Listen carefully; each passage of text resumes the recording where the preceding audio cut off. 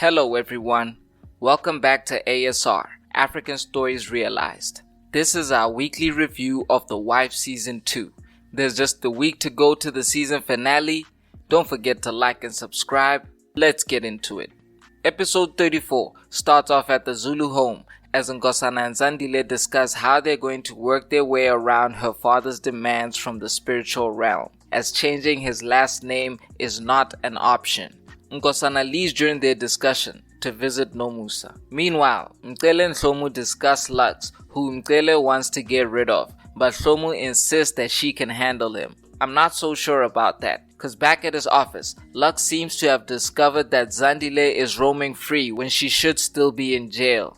At the women's jail, Nkosana arrives to visit Nomusa, but just as she was being escorted from her cell, Nomusa was attacked and killed by her cellmate 320. She died in Nkosana's arms.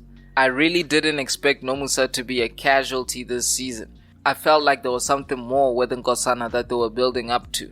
Nkosana made his way home to Zaza and reported that Nomusa had died. Nomusa's death hit both Zaza and Nkosana hard. Nkosana losing someone he confided in regularly, and Zaza being hit with the realization that she is legally dead and no longer has an identity. At Naledi's place, Tawe arrives and we get a full dose of the couple getting to know each other. I'm getting even more excited for next season where the relationship will really take the spotlight and be fully explored.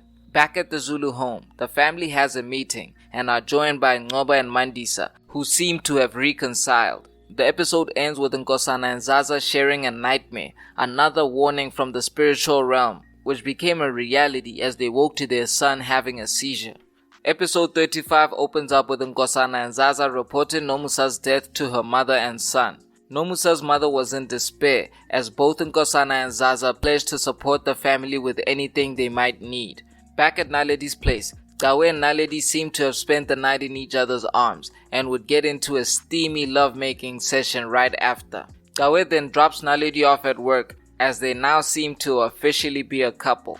Back at the Zulu home, Mandisa confides in Zaza and explains to her that Ngoba is suffering from the guilt of Sambulo's death. I do not think that she told Zaza the truth about what actually happened and the part that she played in Sambulo's supposed death. Nkosana and Zaza seek more spiritual intervention to help their son with his nightmares. Nkosana and Zaza, with the advice of Hlomu, also make the decision to go on a honeymoon and take their son with them. Meanwhile, Mcele has put in plans to take out Lux and ask Tawe to carry out the hit. At this point, Lux has already written his story on the Zulu brothers and backed it up. He leaves his office and heads to the parking lot where Tawe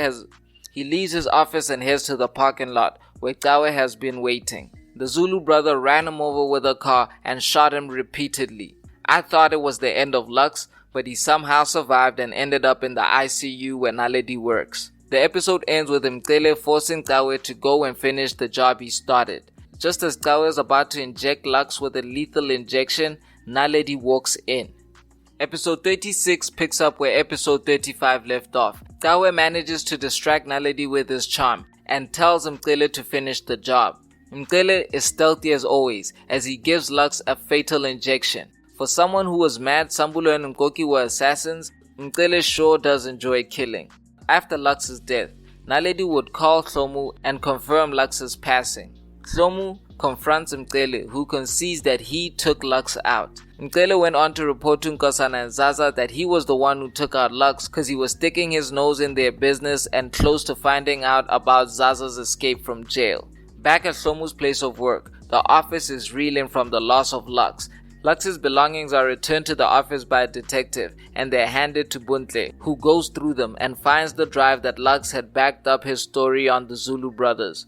After reading the story and accompanying evidence, Buntle would waste no time sending it to the printers, exposing the Zulu brothers in the newspapers. I think this will also be the final nail in Buntle's coffin. We actually did a video recently covering a theory about how Buntle might meet her end.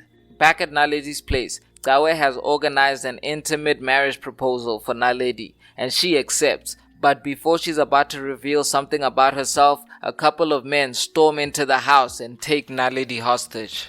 That's why I think they should have ended the episode, but the final scene of the day was the official return of Sambulo, as he joined Mkoki on the shooting range and announced he was back. It's a whole lot of drama. It's a telenovela. This week's episodes really delivered, and you can feel the anticipation building towards next week's season finale. I'll be back next week to wrap it all up. Don't forget to like and subscribe. This is ASR, for the love of African filmmaking and storytelling.